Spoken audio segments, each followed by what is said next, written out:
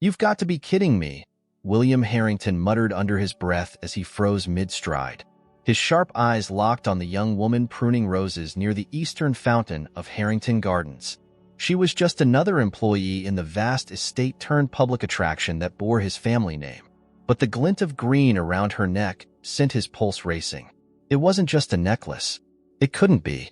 William clenched his fists, fighting the instinct to rip the pendant off the girl's neck. He knew that design too well. The swirling emerald framed by delicate platinum, custom-made for Emily, his daughter. The daughter who had vanished without a trace 15 years ago. "Sir?" A timid voice broke through his haze. His assistant, Carter, hovered nearby, sensing the change in William's usually impassive demeanor. "Shall we continue the tour?" William shook his head, eyes never leaving the girl. "No." "Who is she?" Carter blinked, then glanced toward the gardener. "Her? That's Lily Carter. She's been working here about 2 years. Why?" William cut him off. "Bring her to me. Now." Carter hesitated. "Sir, she's just a gardener. I don't think—" "Now," William snapped, his voice icy enough to silence any further objection. Minutes later, Lily stood before him, visibly confused but composed. She wiped her hands on her apron, smudging dirt across her fingers as she looked up at him with curious green eyes. "Mr. Harrington?" Her voice was soft, polite. "They said you wanted to see me?" William stared at her, struggling to keep his composure. Up close, she looked nothing like Emily. Her features were sharper, her hair darker. But the necklace, it was unmistakable. "That pendant," he said abruptly, pointing. "Where did you get it?" Lily blinked, instinctively touching the necklace. "This? It was a gift from my mom." "Your mother?" William's voice was tight. "Who is she? Where is she?" Lily frowned, clearly taken aback by his intensity. She's not here. She passed away when I was 18. Her hand fell from the necklace. "Why does that matter?" "It matters," William said sharply, stepping closer. "Because that necklace was made for my daughter. My daughter, who disappeared years ago. It's one of a kind." Lily's mouth opened slightly, but no words came out. For a moment, the two stared at each other, the weight of his words sinking in. "I don't understand," she finally said. "This necklace has always been mine. My mom gave it to me when I was a little girl. She said it was special." William's mind raced. Could it be a copy? A coincidence? No. He knew the craftsmanship, the subtle engraving on the clasp. It was the same. "You're sure your mother gave it to you?" he asked, his tone softer now but no less urgent. "Did she ever tell you where she got it?" Lily hesitated, a flicker of uncertainty crossing her face. "No, she never talked about it. But," she paused, then looked away. "I don't really know much about where I came from. I was adopted when I was 6. The words hit William like a freight train. Adopted. His heart thudded painfully in his chest as he struggled to keep his breathing steady. "And before that?" he pressed. "Do you remember anything?" Lily shook her head slowly. "Not really. Just flashes. I don't think I want to remember." Her words trailed off, but William's mind was already spinning. This couldn't be a coincidence. There were too many pieces aligning too perfectly. The necklace, her age, the timing. "I'll need to speak with you again," he said, stepping back abruptly. "Carter will arrange it." Lily frowned, clearly confused and more than a little unnerved. "I don't understand. Why is this so important to you?" "You'll understand soon enough," William replied, his tone clipped. He turned and walked away, his mind a whirlwind of possibilities and memories. Behind him, Lily stood frozen, her fingers brushing the pendant that now felt heavier than ever. Lily sat on the edge of her small bed in the gardener's quarters, the pendant clasped tightly in her hand. The brief but intense encounter with William Harrington replayed in her mind like a film stuck on repeat. She couldn't shake the look in his eyes, a strange mix of pain, hope, and something else she couldn't quite place. She glanced at the necklace. It had always been a comfort to her, a link to the mother who had raised her. But now, it felt different. Heavy, questionable. Her phone buzzed on the nightstand. She hesitated before picking it up. The caller ID read, "Mr. Harrington's office." "Hello," she answered cautiously. Miss Carter, a polished voice said. This is Carter, Mr. Harrington's assistant. He'd like to invite you to dinner tomorrow evening at his home. He feels it's important to discuss some matters with you. Lily blinked. Dinner? I'm not sure It's not a request, Carter interrupted, though his tone remained polite. Mr. Harrington will send a car to pick you up at 7. Before she could protest, the line went dead. She stared at the phone, unease curling in her stomach. What could he possibly want with her?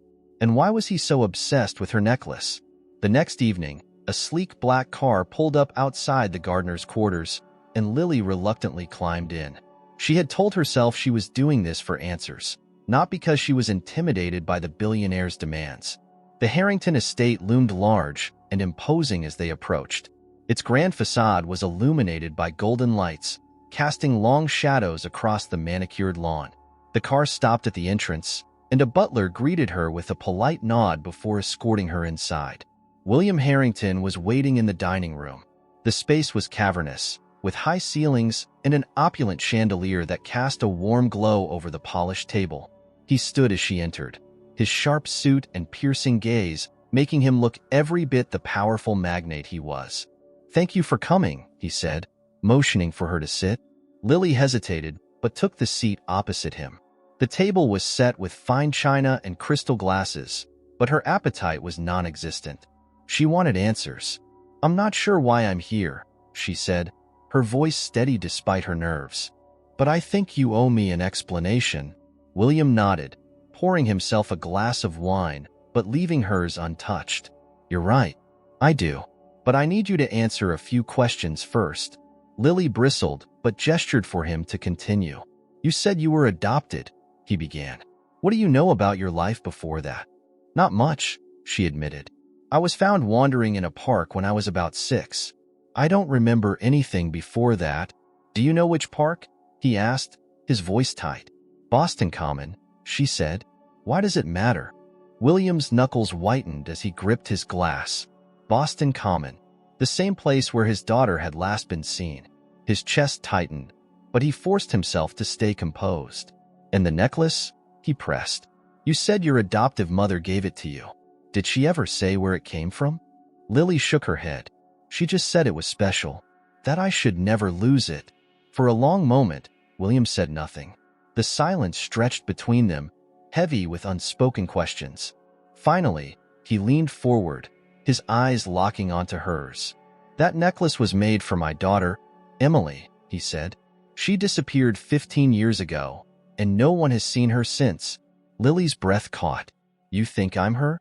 I don't know, he admitted, but I can't ignore the possibility. The necklace, your age, the circumstances of your adoption. It's too much to dismiss as coincidence. Lily's mind raced. It was absurd, impossible, and yet a small, insistent voice in the back of her mind whispered that it might not be.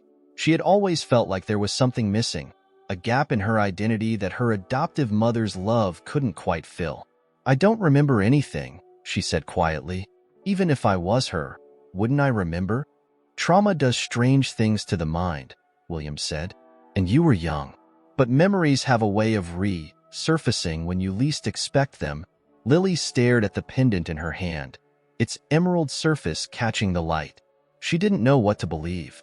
All she knew was that her life, which had always felt so simple and predictable, suddenly felt like a puzzle with missing pieces. What happens now? She asked, her voice barely above a whisper. William leaned back, his expression unreadable. Now, we find out the truth. The next morning, Lily could barely focus on her work. Every rustle of leaves and chirp of birds in the garden seemed distant, muffled by the storm of thoughts in her mind. William Harrington's words echoed relentlessly. The necklace was made for my daughter. She disappeared 15 years ago. Her hands trembled as she pruned the hydrangeas near the main fountain, the necklace now tucked beneath her shirt as if hiding it could somehow quiet her confusion. But it didn't. Lily. A familiar voice snapped her from her daze. She turned to see Marcus, one of her colleagues, holding a clipboard. His brow furrowed as he looked her over. You okay? You've been out of it all morning. I'm fine, she said quickly, forcing a smile. Just tired. Marcus didn't look convinced but shrugged. Well, Mr. Harrington's assistant wants you to check the rose beds near the west entrance. Something about overwatering. Lily nodded, grateful for the distraction. She headed to the west entrance, trying to drown her doubts in routine. But as she approached the roses, she froze. William Harrington stood there, waiting. "Mr. Harrington," she said, her voice edged with exasperation. "Are you going to follow me everywhere now?" He ignored her tone, gesturing to a bench nearby. "We need to talk." Lily crossed her arms. "I thought we talked last night." "Not enough," he said firmly. "I hired a private investigator. He's looking into your adoption records. If there's anything in your past that connects you to Emily, we'll find it." Her jaw tightened. "You hired an investigator? Without asking me? This isn't just about you," William snapped. "If there's a chance you're my daughter, I have a right to know." Lily stared at him, anger flaring in her chest. "And what if I'm not? What if I'm just some random gardener with a necklace that happens to look like your daughter's? Did you think about that?" "I have," he admitted, his voice softer now. "But I can't ignore this." "Can you?" She hesitated, his words cutting through her frustration. Deep down, she knew he was right. She couldn't ignore it. Not after everything he'd said. Not with the gaps in her own past that had always nagged at her. "What happens if we find something?" she asked quietly. "Then we take the next steps," William said. "A DNA test, if necessary. But first, I need to know where this trail leads." Lily sighed, sinking onto the bench. "You're not going to let this go, are you?" "No," he said simply. "And neither should you." That evening, Lily sat in her small room, scrolling through the sparse records she had of her adoption. There wasn't much, just a few documents and a handful of photos from her childhood. Most of the details were vague. Found at Boston Common, no identifying information. Adopted by the Carters at age 6. She picked up one of the photos, a grainy snapshot of her with her adoptive mother, Marie. They were standing outside a modest house, Lily clutching a stuffed bear. Marie's smile was warm and genuine, but Lily's expression was blank, almost distant. She had always assumed it was just her shyness, but now she wondered if it was something more. The pendant glinted in the low light, drawing her eyes. She held it up, studying its intricate design. How could something so small hold the weight of so many questions? Her phone buzzed, breaking her thoughts. It was a text from Marcus. "You okay? You seemed off today." Lily hesitated, then typed back, "Just dealing with some personal stuff. I'll be fine. Thanks for asking." She set the phone down and leaned back, closing her eyes. The questions swirling in her mind refused to settle, and for the first time in years, she wished she could remember the parts of her childhood she had buried. Meanwhile, in his sprawling office overlooking the estate, William sat at his desk, flipping through files provided by his investigator. Adoption papers, foster care records, reports from the time of Emily's disappearance, they were all spread before him like pieces of a jigsaw puzzle. He picked up a photo of Emily, her bright smile and green eyes staring back at him. It was taken weeks before she disappeared. Next to it was a recent photo of Lily, snapped by his investigator. Her features were different, but the resemblance in their eyes was undeniable. "Emily," he murmured, his voice heavy with longing. "Could it really be you?" Carter entered the office, clearing his throat. "Sir," the investigator called. "He found something." William's head snapped up. "What is it?" "There's a name," Carter said, handing him a slip of paper. "Someone who might know more about Lily's adoption. A social worker from Boston. She handled the case 15 years ago."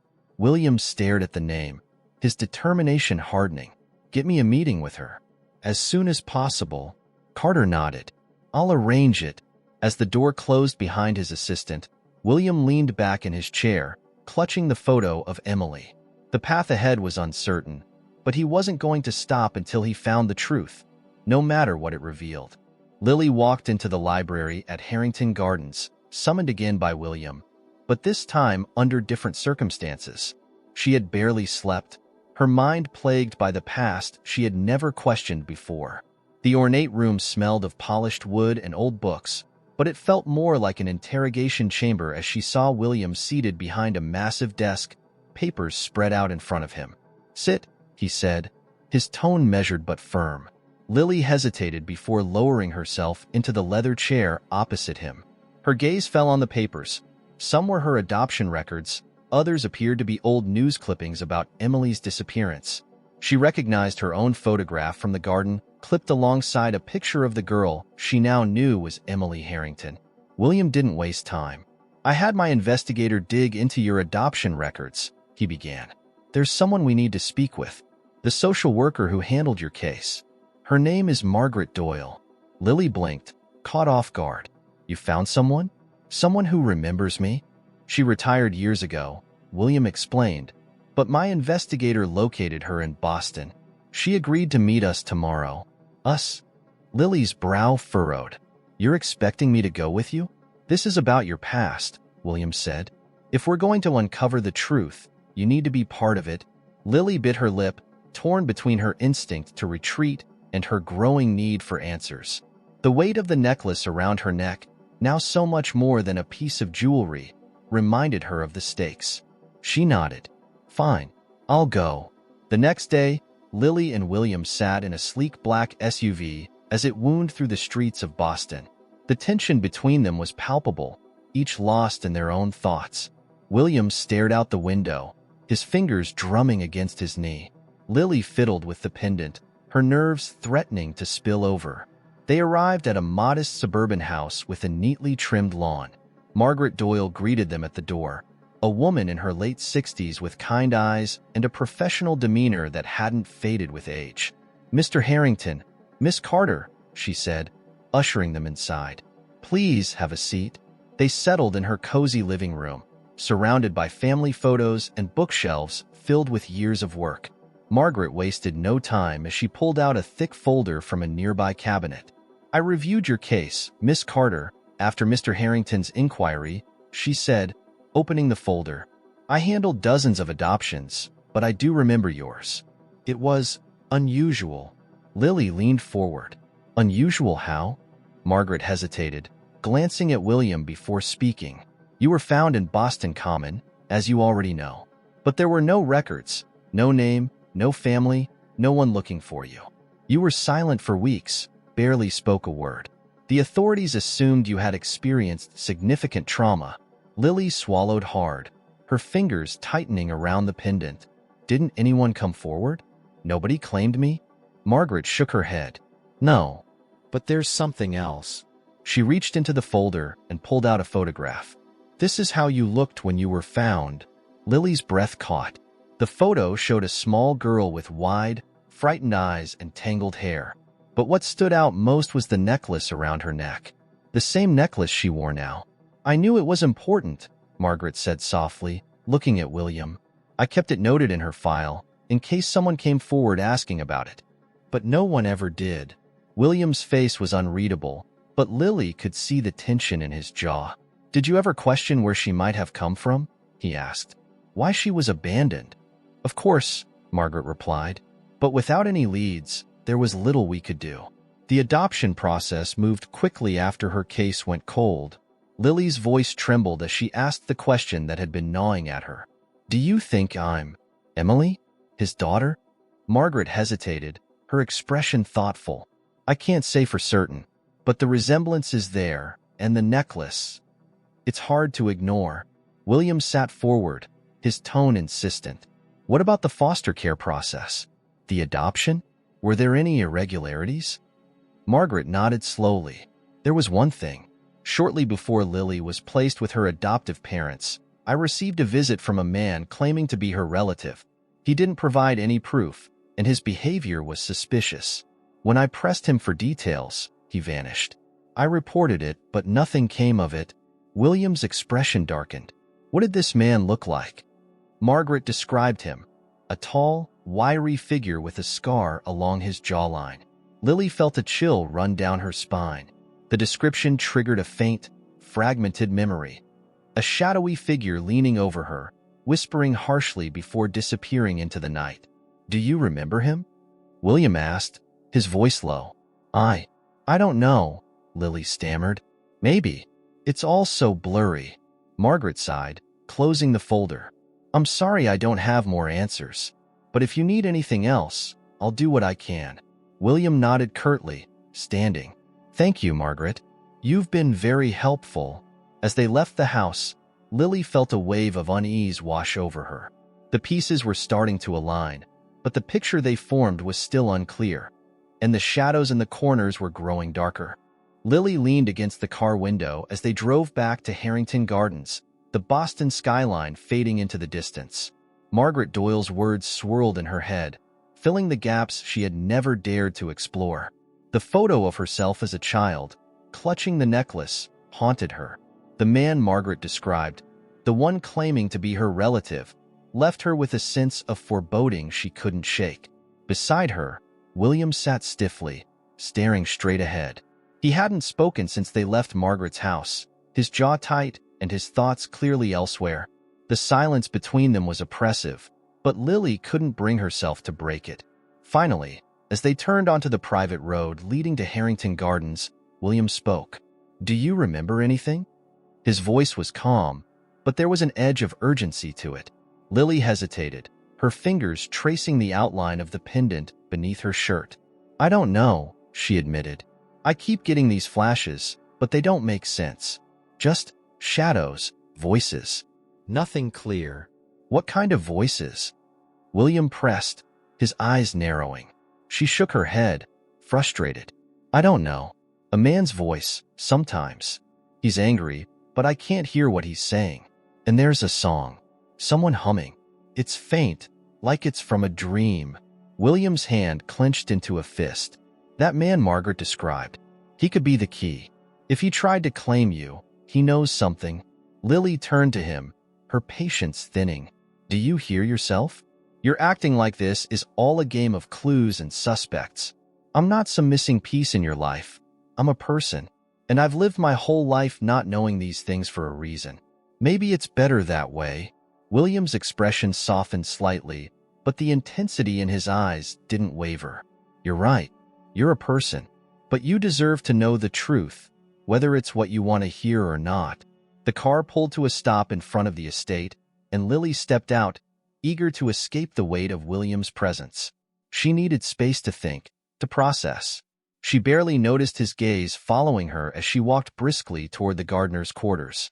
Inside her room, Lily sat on the edge of her bed, staring at the pendant dangling from her fingers. She closed her eyes, trying to summon the fragments of memory that had been teasing her since the first time William confronted her about the necklace. The humming. It was clearer now, a soft and melodic tune that felt achingly familiar.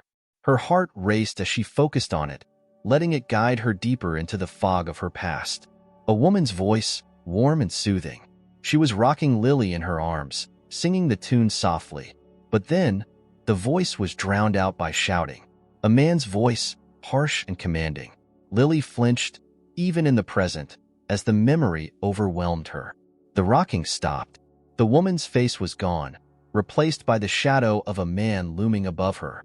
His scarred face twisted into an angry scowl as he reached for her. Lily's eyes flew open, her breath coming in short gasps. Her hand clutched at her chest, where the pendant rested against her skin. What is happening to me? She whispered, her voice trembling. Meanwhile, in his study, William pored over the files Margaret had given him, piecing together a timeline in his mind. He knew he was close, closer than he'd been in 15 years, but the gaps were maddening. The description of the man who claimed to be Lily's relative gnawed at him. It felt familiar, but he couldn't place it. Carter entered, carrying a tablet. Sir, we found something, he said, setting the device on the desk. William leaned forward, his eyes scanning the screen. It was a police report from 15 years ago, filed shortly after Emily's disappearance.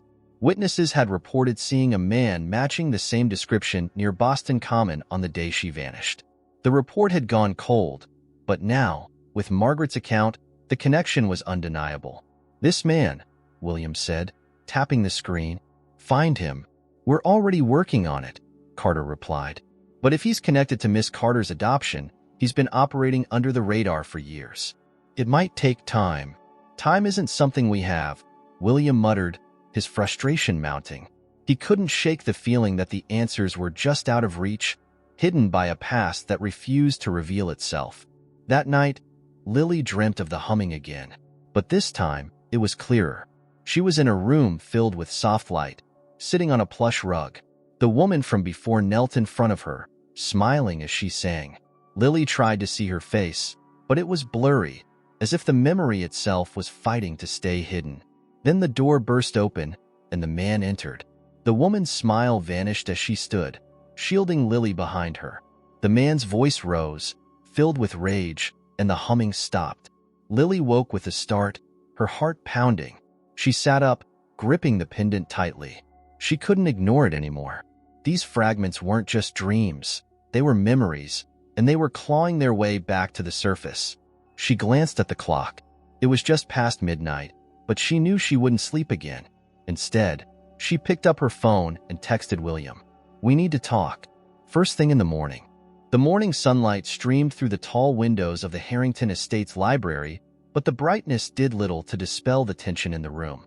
William Harrington sat at the large oak table, sifting through a new batch of files his investigator had delivered. Across from him, Lily entered, her face pale but resolute. "You said we needed to talk," William said without preamble, setting down a photograph of the man described by Margaret Doyle. "What's on your mind?" Lily took a deep breath, pulling out the chair opposite him. "I've been remembering things," she began, her voice uncertain. "Not a lot, just flashes. A woman singing to me, a man yelling. And last night, I saw his face in my dream, or memory, I don't know." William leaned forward, his eyes narrowing. "The man Margaret described?" "Yes," Lily said.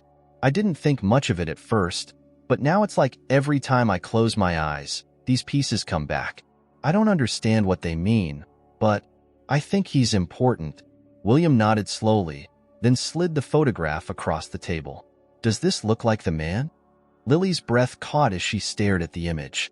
The face was older and harsher than she remembered, but the scar along the jawline was unmistakable.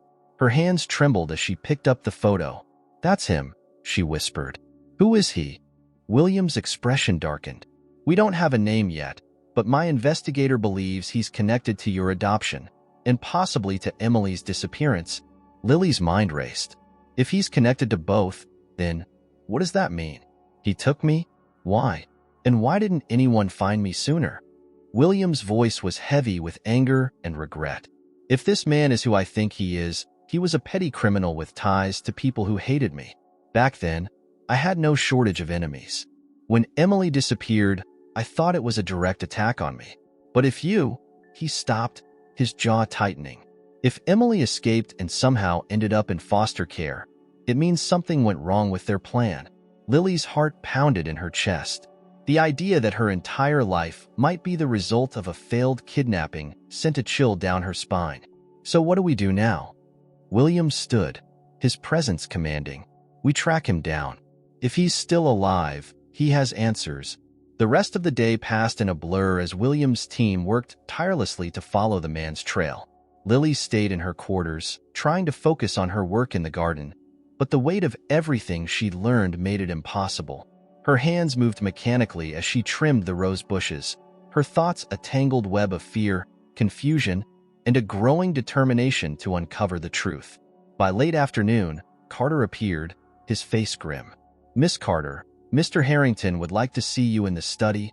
Lily wiped her hands on her apron and followed him inside.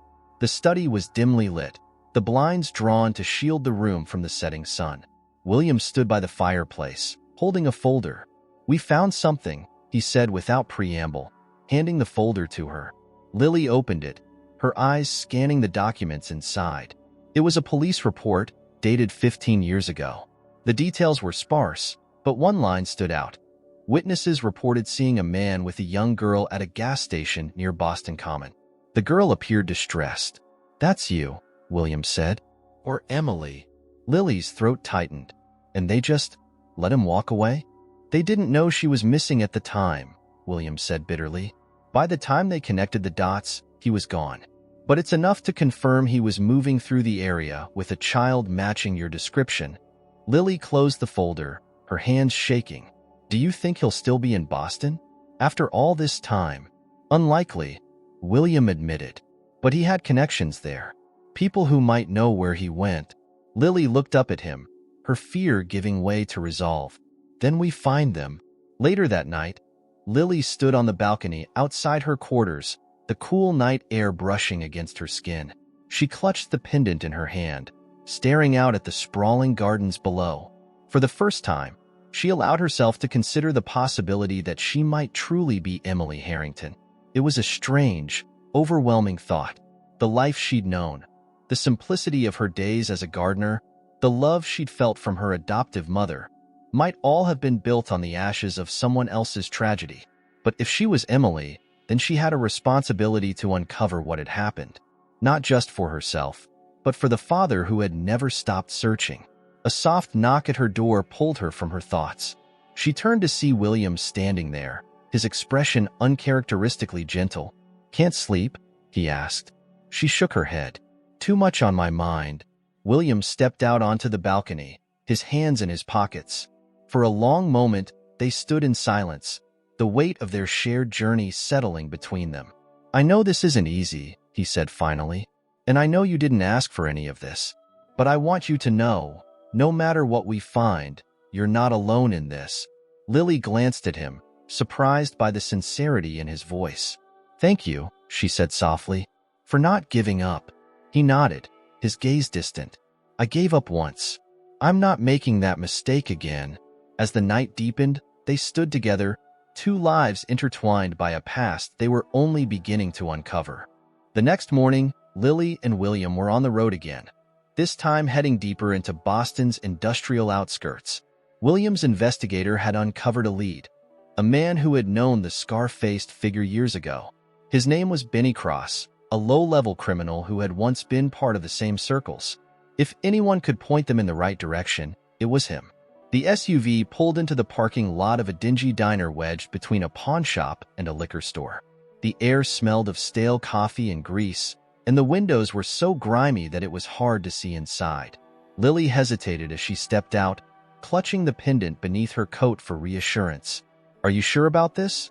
she asked William as they approached the entrance. "No," he admitted, pushing the door open. "But it's the only lead we have." Inside, the diner was nearly empty. A waitress leaned against the counter, flipping through a tabloid, while an elderly man nursed a cup of coffee in the corner booth. In the farthest corner, a man in his 50s with thinning hair and a nervous energy sat hunched over a plate of pancakes. "That's him," William murmured. Benny looked up as they approached, his sharp eyes darting between them. He stiffened, but William slid into the booth across from him before he could bolt. Lily followed hesitantly, taking the seat beside William. "Benny Cross?" William asked. "Who's asking?" Benny replied, his voice gravelly. He glanced at Lily, then back at William. "Don't know you, and I don't owe you anything." William leaned forward, his presence commanding. "You're going to want to hear what I have to say." Benny scoffed, shoving a forkful of pancake into his mouth. "Yeah? And why's that?" "Because it's about someone you used to run with," William said. He pulled out the photograph of the scarred man and slid it across the table. "Recognize him?" Benny's chewing slowed. His eyes flicked to the photo, then to William. "What's this about?" "This man might have taken my daughter," William said.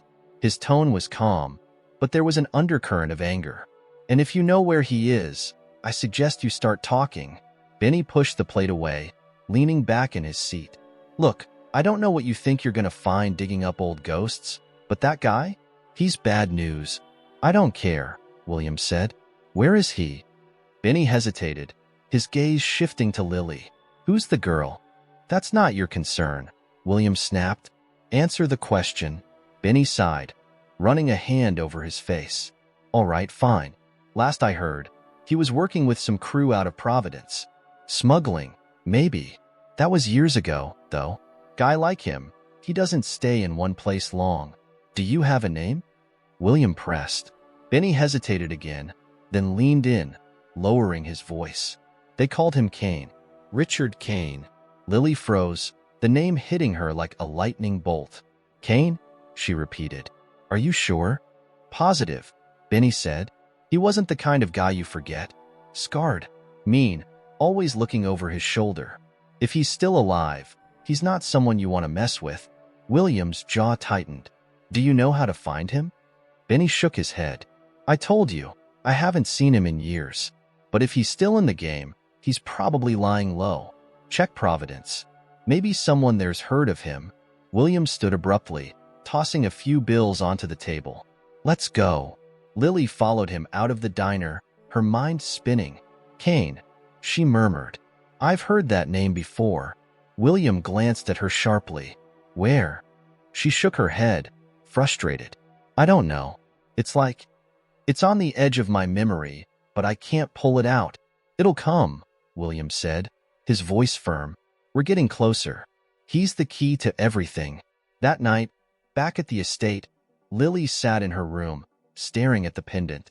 The name Kane echoed in her mind, dredging up fragments of memories she couldn't fully grasp. The man with the scar, the angry voice, the shadowy figure looming over her. It was all connected. A knock at her door startled her, and she looked up to see William standing there. I thought you might want to see this, he said, holding a file. He stepped inside and handed it to her. It's everything my investigator could find on Richard Kane. Lily opened the file, her eyes scanning the pages. There were photos, police records, and reports linking Kane to a series of crimes over the years. Smuggling, extortion, even suspected kidnapping. Do you think he really took me, Emily? She asked, her voice barely above a whisper. I don't just think it, William said, his tone hard. I know it, and I'm going to find him. Lily looked up at him, a spark of determination in her eyes. We're going to find him. For the first time, William allowed a faint smile. Together, then, 2 days later, Lily and William found themselves driving through the dimly lit streets of Providence. The city had an air of decay, its industrial edges softened by time but still bearing scars of its gritty past. William's investigator had tracked down another lead. A small bar near the docks where Richard Kane had been spotted several years ago.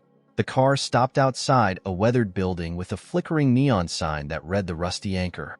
It looked like the kind of place where secrets were traded as easily as drinks. William turned to Lily as he shut off the engine. This is it, he said. You don't have to go in if you don't want to. Lily shook her head. I'm coming. I need to see this through.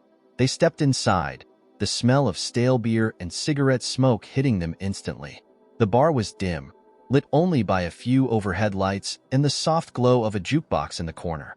A handful of patrons sat hunched over their drinks, their conversations low and guarded.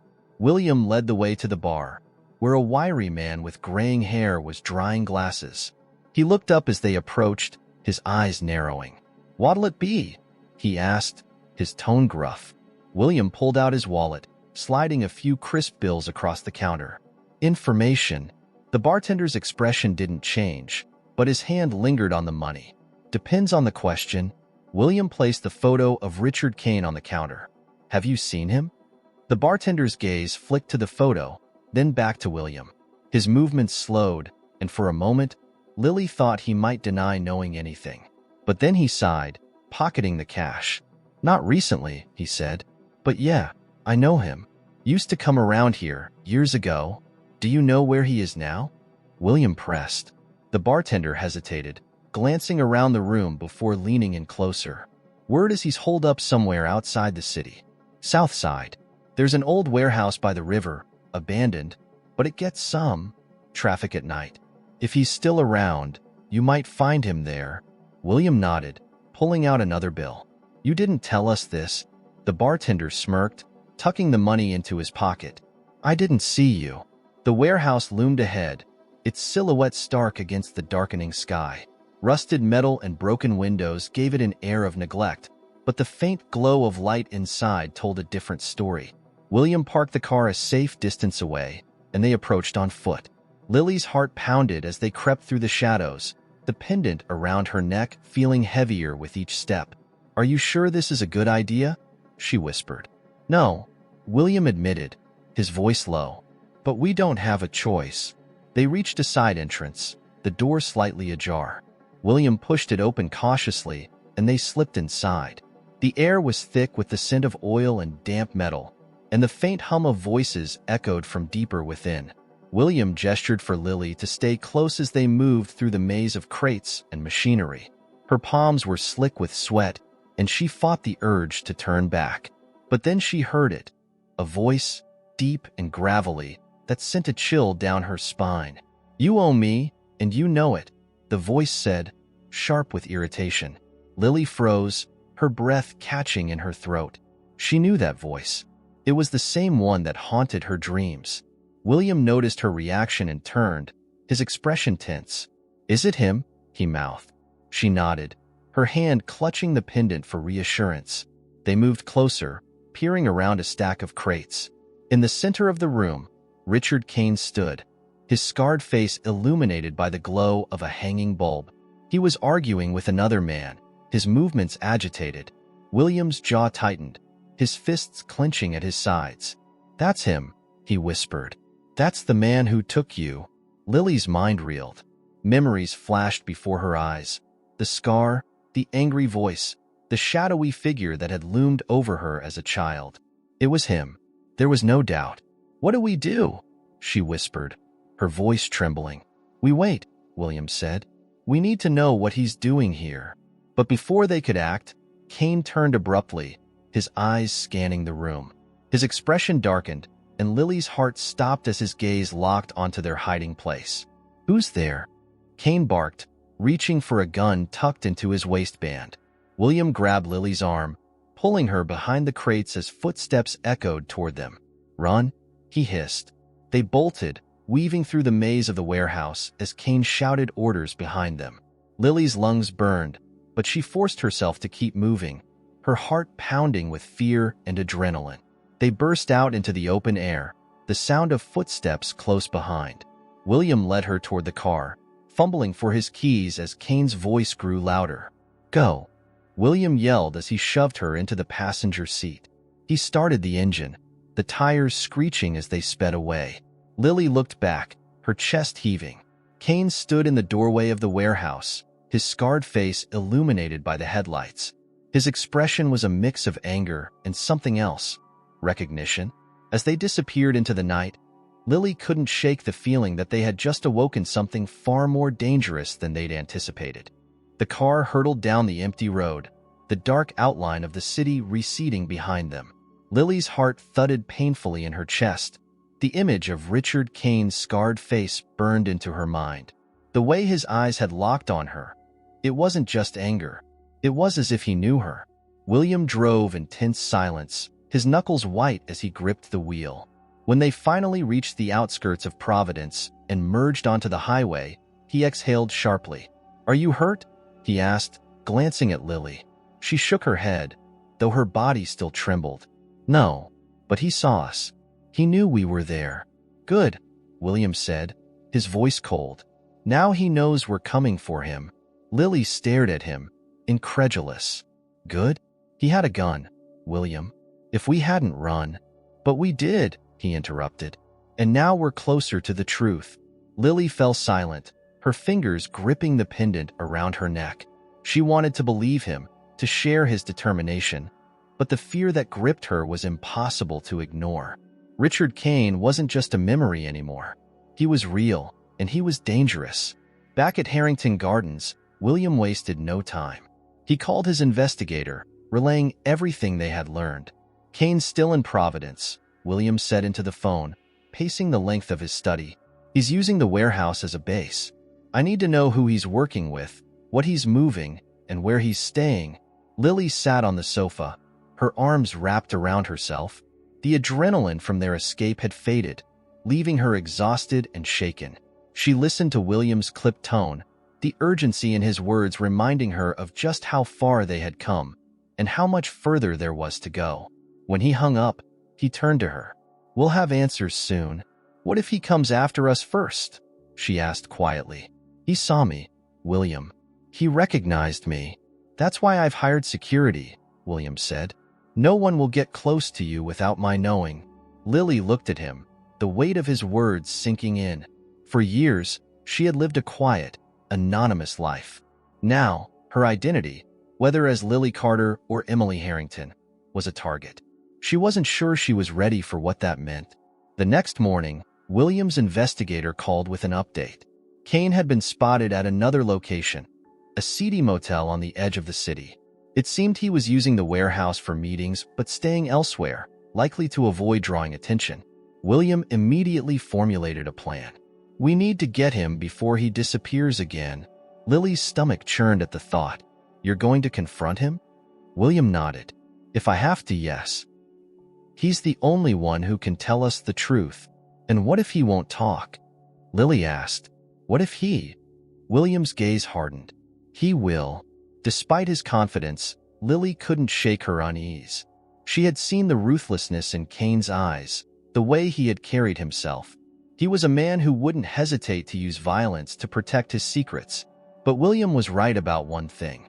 They couldn't let this opportunity slip away. That evening, William and Lily arrived at the motel, their car parked a safe distance away. The building was run down, its neon sign flickering intermittently. They watched from the shadows as Kane emerged from one of the rooms, a phone pressed to his ear. "Stay here," William said firmly. "I'll handle this." "No," Lily said, her voice steady despite the fear coursing through her. "I'm coming with you." William hesitated, then nodded. "Stay behind me."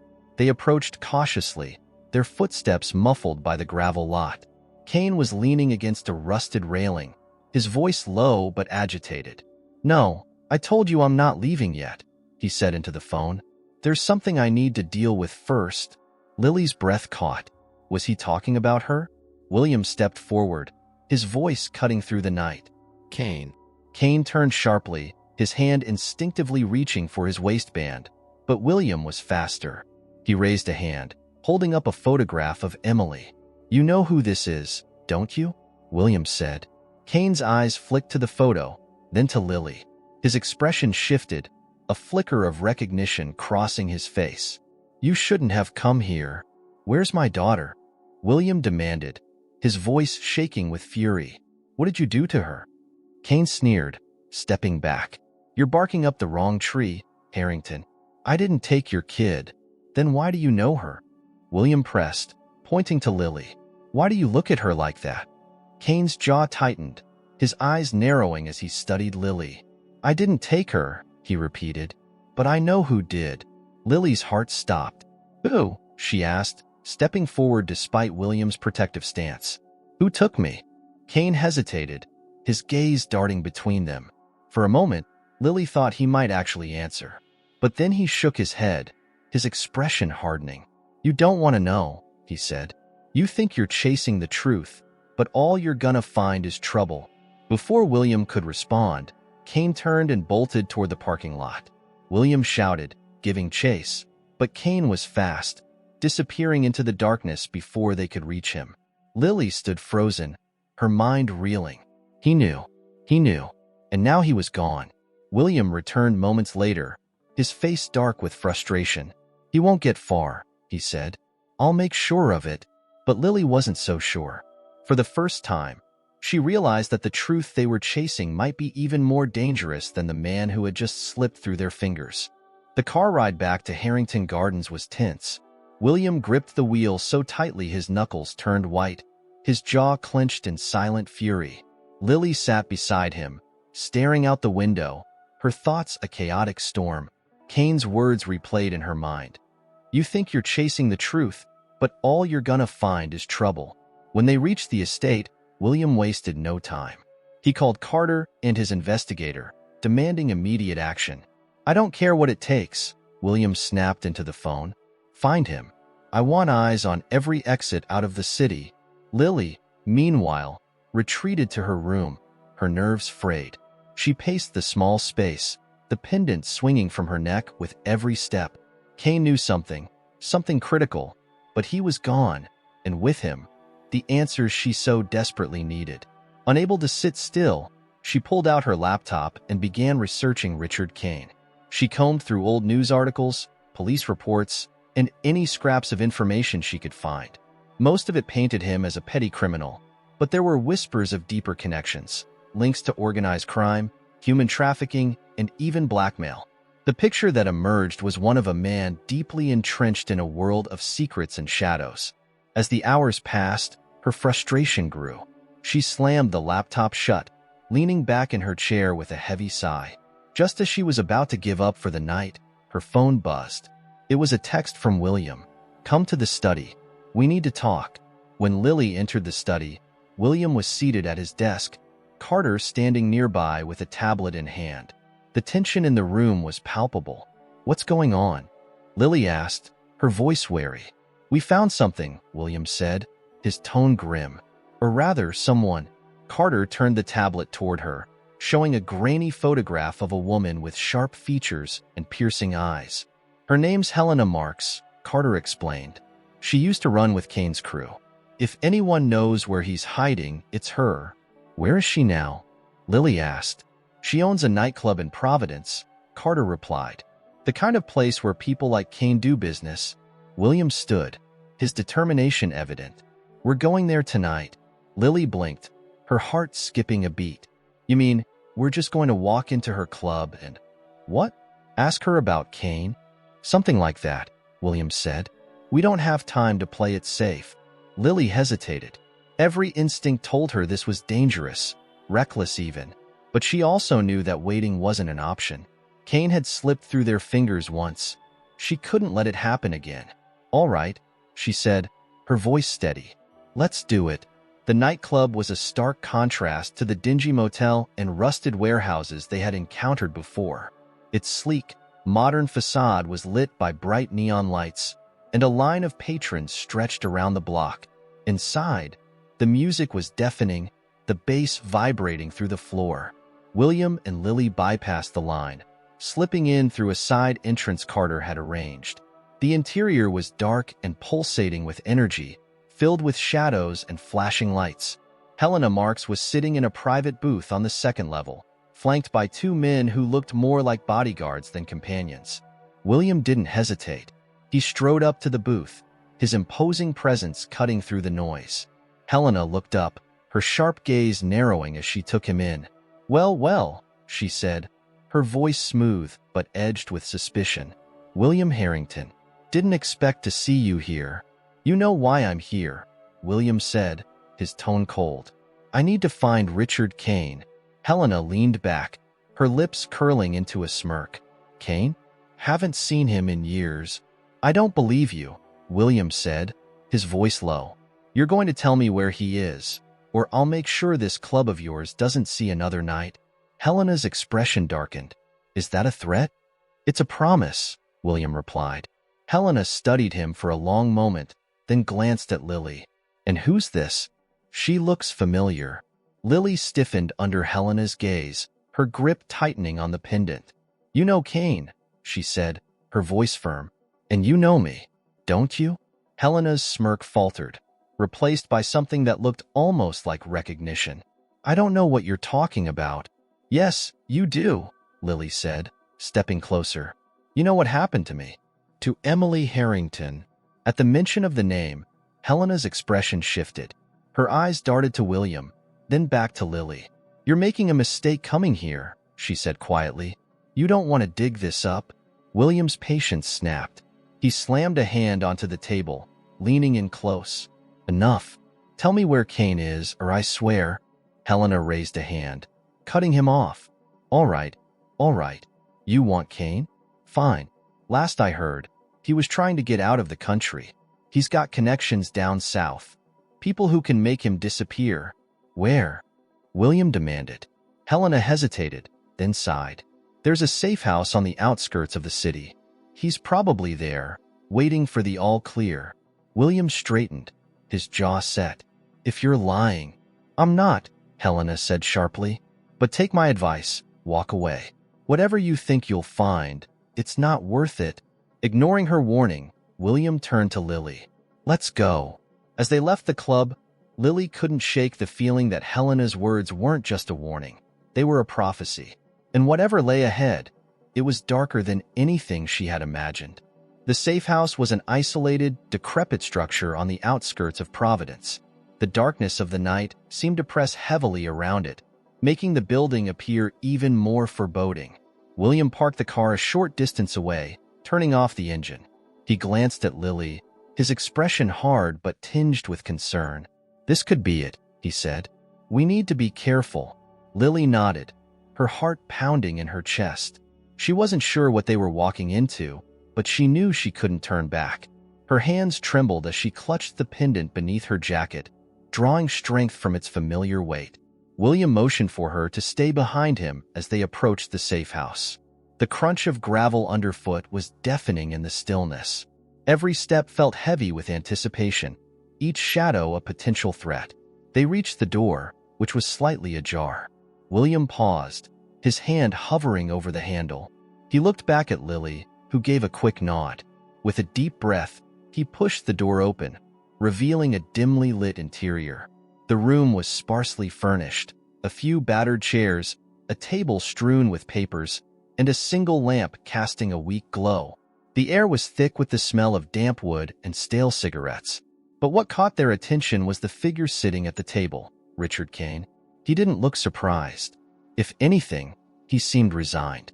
His scarred face was expressionless as he leaned back in his chair, a cigarette smoldering between his fingers. "Took you long enough," Kane said, his voice rough but calm. William stepped forward, his fury barely restrained. "You're going to tell us everything?" Kane raised an eyebrow, his lips curling into a faint smirk. "Am I?" William slammed a hand on the table, making the papers jump. "Don't play games with me. You know who she is." He gestured toward Lily. "You know what happened to my daughter." Kane's gaze shifted to Lily, and for a moment, something flickered in his eyes. Recognition, maybe even guilt. But it was gone as quickly as it appeared. "You're barking up the wrong tree, Harrington," Kane said, exhaling a cloud of smoke. "I didn't take your kid." "But you know who did," Lily said, her voice steady despite the fear gnawing at her. "You know what happened to me." Kane was silent, his expression unreadable. Then, with a heavy sigh, he stubbed out his cigarette and leaned forward, resting his elbows on the table. "All right," he said. "You want the truth? Here it is. I didn't take you. But I was there when it happened." William's fist clenched. "Who was it?" Kane hesitated, his gaze flicking between them. "It wasn't about you, Harrington. It was about leverage. You made enemies, powerful ones. They wanted to hurt you, make you suffer. Taking your kid was just a way to get to you." Lily's stomach churned. "And what happened after they took me?" Kane looked at her, his expression dark. "Things went south. The people who grabbed you, they weren't professionals. They panicked. By the time I found out what was going on, you were already gone." "Gone where?" William demanded. Kane shook his head. "I don't know. They told me you'd been abandoned, dumped somewhere. They thought it'd be better to let you disappear than risk getting caught." Lily's breath caught in her throat. The memories she had suppressed for so long. The park, the man's angry voice, the fear, suddenly felt sharper, more real. "You left me there," she said, her voice trembling with anger and disbelief. "You let them leave me." Kane didn't deny it. "I wasn't going to risk my neck for some kid." William lunged forward, grabbing Kane by the collar. "You're a coward," he spat. "You let my daughter suffer because you were too afraid to stand up to them." Kane didn't fight back. He simply stared at William, his expression resigned. "You think I'm proud of it? You think I sleep at night? I've done a lot of things I regret, Harrington. That's just one of them." William shoved him back into the chair, his fury burning hot and raw. "Who were they? The people who took her?" Kane hesitated again, his eyes narrowing. "It's been a long time. Most of them are dead or in prison. But there's one name you should know. Victor Crane." The name hit William like a punch to the gut. "Crane," he repeated, his voice low. "You know him?" Lily asked. William nodded, his expression grim. "He was one of my competitors. Ruthless, willing to do anything to get ahead. We had a falling out years ago." Kane snorted.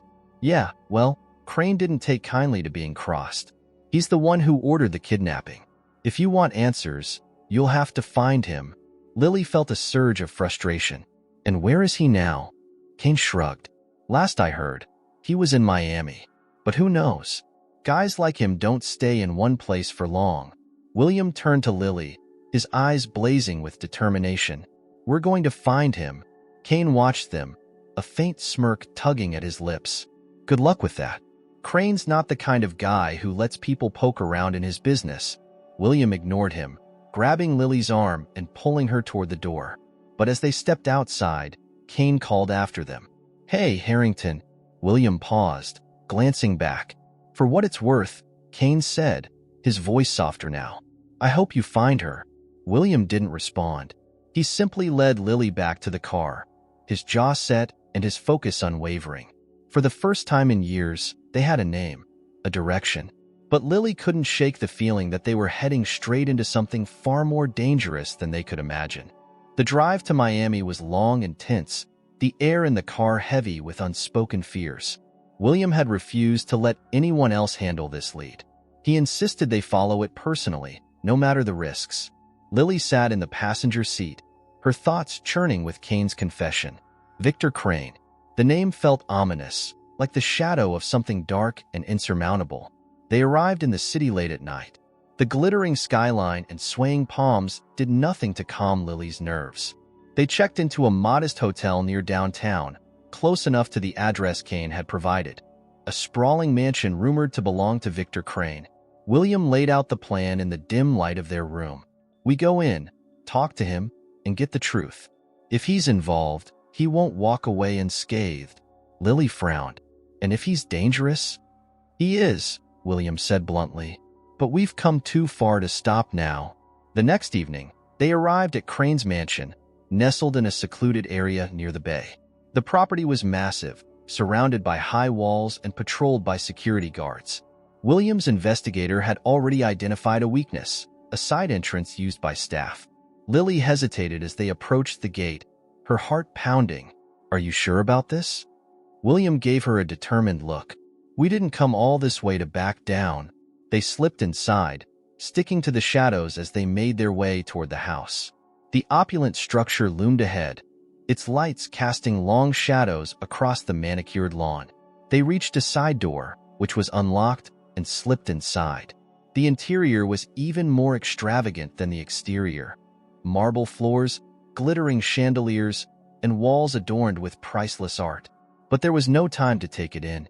William led Lily down a hallway toward Crane's office, where they hoped to find answers. They stopped outside a heavy wooden door, the muffled sound of voices coming from within. William motioned for Lily to stay back as he pushed the door open. Victor Crane was seated behind an enormous desk, his sharp, calculating eyes narrowing as he looked up. He was a man in his 60s, impeccably dressed, with an air of control that made the room feel smaller. Well, Crane said, leaning back in his chair. "William Harrington, I didn't expect to see you here." "You know why I'm here," William said, his voice cold. "You took my daughter." Crane raised an eyebrow, his expression unfazed. "That's a serious accusation." William stepped closer, his fury barely restrained. "Don't play games with me. Richard Kane told me everything. You orchestrated the kidnapping." Crane smirked, but there was no humor in it. Kane always was a coward, throwing around names to save his own skin. "Is it true?" Lily asked, stepping into the room despite William's warning look. "Did you take me?" Crane's eyes shifted to her, and for a moment, his expression softened. "So, you're the girl everyone's been looking for. You've grown up well." The casual way he spoke made Lily's skin crawl. "Answer me," she demanded. "Why did you do it?" Crane sighed, standing and walking to a nearby bar cart. He poured himself a glass of whiskey, his movements deliberate. "Your father and I had history," he said finally. "Bad blood. He took something from me, so I decided to take something from him." Lily's stomach turned. "I'm not something." Crane smirked again, but it quickly faded. "It wasn't supposed to go the way it did," he said, his tone colder now. "You were leverage, nothing more. But things went wrong. My men lost control of the situation, and you disappeared. By the time I realized, it was too late." William's fist clenched. "And you just let it go? You didn't care what happened to her." "I cared about covering my tracks," Crane said bluntly. "I couldn't risk being implicated."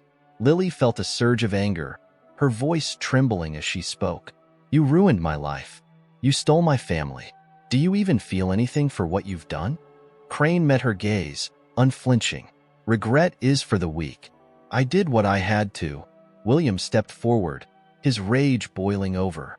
"You're going to pay for what you did." Crane chuckled darkly. "And how do you plan to make that happen?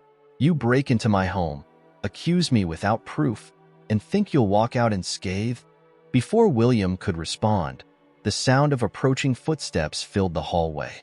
Lily's heart raced as the door burst open, and two armed guards entered, their weapons trained on them. "Enough," Crane said, his tone sharp. "Escort them out, and make sure they don't come back." The guards moved forward, grabbing William and Lily by the arms. Lily struggled, but their grip was firm. "This isn't over," William snarled as they were dragged from the room. Crane's smirk returned. "Oh, but it is. Take care, Harrington." They were shoved outside the gates, the sound of the locks clicking behind them. Lily's hands trembled as she turned to William, her eyes filled with tears. "What now?" she whispered. He admitted it. "But we can't do anything." William's jaw tightened, his expression unreadable. "We'll find a way. He won't get away with this." But as they walked back to the car, Lily couldn't shake the feeling that Crane's words were true. They had uncovered the truth, but at what cost? And how much more were they willing to risk to bring him to justice? The following night, William and Lily returned to Victor Crane's mansion, but not alone. A team of federal agents, tipped off by evidence William's investigator had unearthed, surrounded the property. William had played his final card, a recording device hidden in his jacket during the confrontation with Crane. It had captured every word of Crane's admission about orchestrating Emily's kidnapping and abandoning her. Lily stood behind William as the agents moved in, her chest tight with a mix of fear and anticipation. The pendant around her neck felt heavier than ever, a reminder of everything she had lost and what she stood to gain if justice was served. The raid was swift. Crane's guards were subdued, their weapons confiscated. The man himself was found in his opulent study, sipping whiskey as if he hadn't a care in the world. When the agents stormed in, his smirk faded into a scowl. "You're making a mistake," Crane said, his voice low and venomous as they cuffed him. "You think this changes anything? You think you've won?" William stepped into the room, his presence commanding. Lily followed close behind, her fists clenched. Crane's eyes flicked to her, and for a moment, she saw something almost like regret. "It's over," William said coldly. "You don't get to hide behind your power anymore." Crane laughed bitterly as the agents led him toward the door. "You'll never be rid of me, Harrington. Men like me don't just disappear." "No," Lily said, her voice steady, "but you'll finally face what you've done. And I'm not afraid of you anymore." Crane's gaze lingered on her for a moment, his smirk returning, but it lacked its usual arrogance. As he was dragged out of the mansion, his threats faded into the night. Back at Harrington Gardens, the air felt lighter, as if the weight of years of unanswered questions and lingering pain had finally begun to lift. Lily sat in the quiet of the library, staring at the emerald pendant in her hand. It was more than just a necklace now. It was a symbol of everything she had endured and everything she had reclaimed. William entered the room, his footsteps soft on the carpet. He hesitated for a moment, then sat across from her, his expression uncharacteristically vulnerable. "I thought I'd feel more," he admitted. "Relief, maybe. Satisfaction. But all I can think about is how much time we lost." Lily looked up, her eyes meeting his. "We can't get that time back," she said gently. "But we have now, and that's enough for me." William's throat tightened, and for a moment, he couldn't speak. He reached out, his hand covering hers. "I'm so sorry, Lily, for everything." She smiled faintly, squeezing his hand. "It's Emily," she said softly. "I think I'm ready to be Emily again." The words felt strange on her tongue, but right. For years, she had been Lily Carter, a girl searching for her place in the world. Now, she was Emily Harrington, a woman who had fought to reclaim her life. "We'll figure it out," William said. "Together." Weeks later, Crane's trial became a media spectacle. The recordings William had provided were damning. leaving Crane with no room to maneuver. His empire crumbled, his allies abandoned him, and his name became synonymous with disgrace. For the first time in years, William felt a sense of closure, not just for himself, but for Emily. As for Emily, she found herself standing at the gates of Harrington Gardens, staring out at the sprawling estate that had once been her home. It still felt unfamiliar, like a life she had stepped into by accident. But as she walked through the gardens, past the roses she had once tended as Lily, she realized something. This was her place. Her story wasn't over. It was just beginning. She found William waiting by the fountain, the same spot where their journey had started. He looked up as she approached, his smile small but genuine. "Ready?" he asked. Emily nodded. "Ready." Together, they walked forward, the past finally behind them. Reflecting on Emily's journey, what would you do if faced with uncovering buried truths about your past? Let me know in the comments. I'd love to hear your thoughts. And don't forget to check out the next videos on the channel. The story's far from over, and there's so much more to explore. See you there.